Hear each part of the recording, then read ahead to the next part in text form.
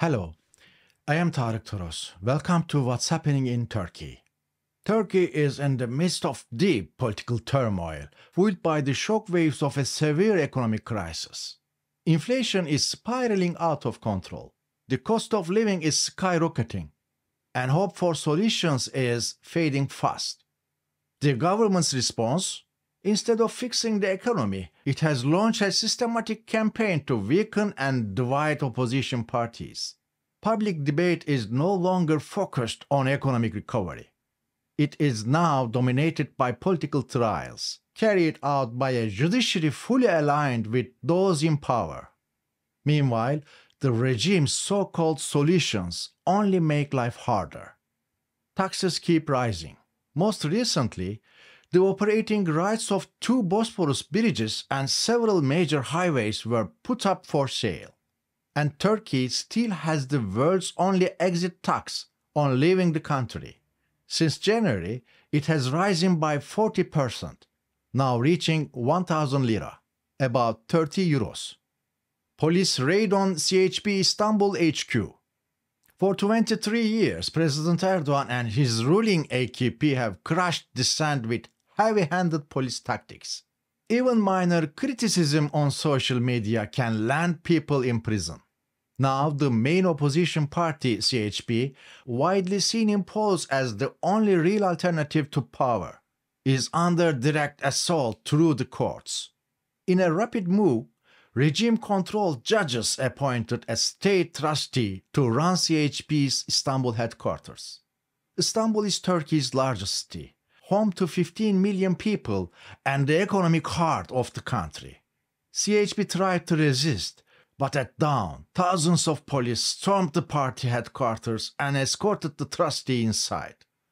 Reports suggest the government may attempt the same maneuver at CHP's national headquarters in Ankara, removing party leader Özgür Özel and replacing him with a court-appointed trustee. CHP headquarters on high alert in Ankara. On 15th of September, a critical court case could pave the way for a state takeover of CHP. The court investigating alleged irregularities at the party's last Congress could issue an interim ruling that reshapes Turkish politics entirely. If that happens, far bigger clashes are expected at the party's Ankara headquarters than those already seen in Istanbul. To prepare, CHP's leadership has launched a round-the-clock vigil inside the building. They have purchased 3,000 gas masks and stocked up on supplies, from sleeping bags and pasta to biscuits, and even lemons, a traditional countermeasure against police tear gas. İmamoğlu on trial in Silivri prison. On Friday, a major hearing took place in Europe's largest prison complex, Silivri, home to around 30,000 inmates. Ekrem İmamoğlu, Istanbul's mayor, CHP's leading presidential candidate, and widely seen as Erdoğan's strongest rival, appeared before the court there. He has been in detention for 180 days, facing what is now known as the diploma case. In Turkey, a university degree is required to run for president. Earlier this year, under pressure from the regime, Istanbul University cancelled İmamoğlu's diploma. That wasn't the end. Prosecutors accused him of irregularities when transferring from Girne American University in northern Cyprus to Istanbul University. Friday's hearing was part of this high-stakes trial. This indictment was ordered by Erdoğan. İmamoğlu's defense was repeatedly interrupted by applause. He said the indictment was baseless and declared he did not recognize the trial. He explained that, like other students of his time, he had transferred properly between universities, but only he was being prosecuted. The case has turned surreal. No one else from that period has faced investigation for similar transfers. Yet prosecutors, without presenting solid evidence, are demanding up to 9 years in prison.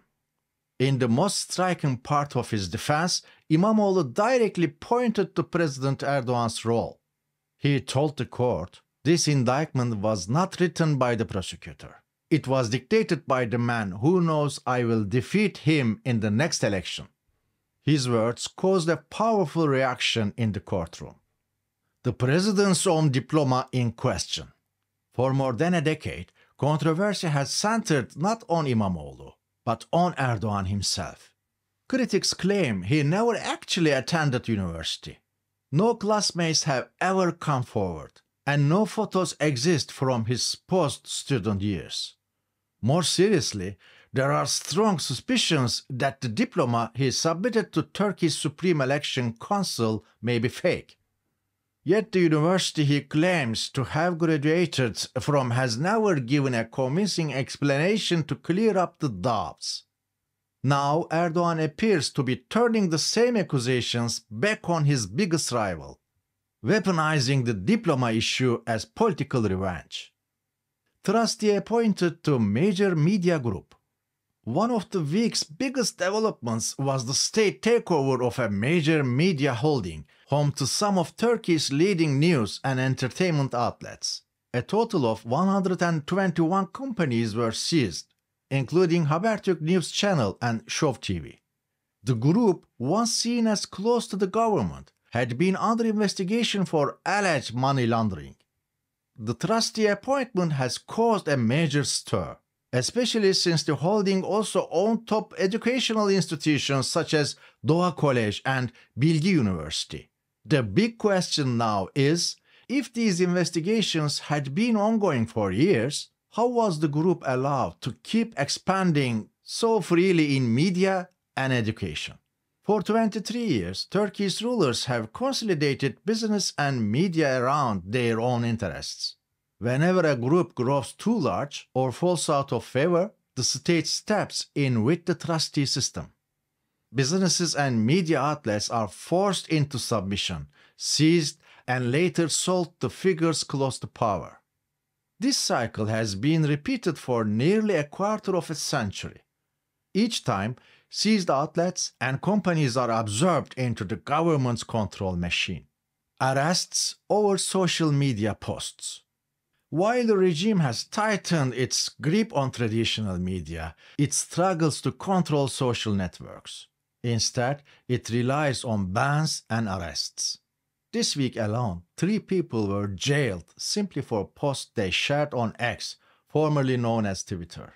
Devlet Bahçeli, leader of the ruling coalition partner Nationalist Movement Party, even called for Twitter to be shut down completely. Meanwhile, a Turkish court blocked access to Grok, the AI-powered official X account. So far, the platform has not enforced the ban. Sikh prisoner dies behind bars.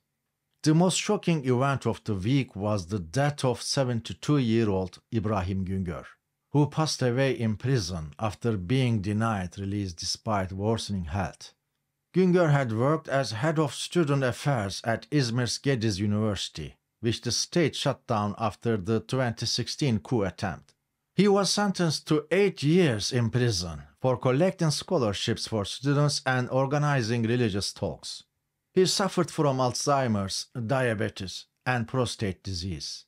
By the end, he no longer recognized his own family during prison visits. His daughter, Sueda Güngör, who campaigned for his release on social media, was herself jailed. When her father died on 7th of September, she was not permitted to attend the funeral, granted only a 1-hour family visit, still in handcuffs. Turkey slips into chaos. Turkey now ranks 117th out of 142 countries on the World Justice Project's Rule of Law Index and continues to fall year after year. On the Press Freedom Index by Reporters Without Borders, it stands 158 out of 180, with Erdogan's strongest political rival jailed. An opposition party is under trusteeship. The country has now slid into full authoritarian rule, and the outlook grows darker by the day. I am TOROS. You've been watching What's Happening in Turkey. See you next week.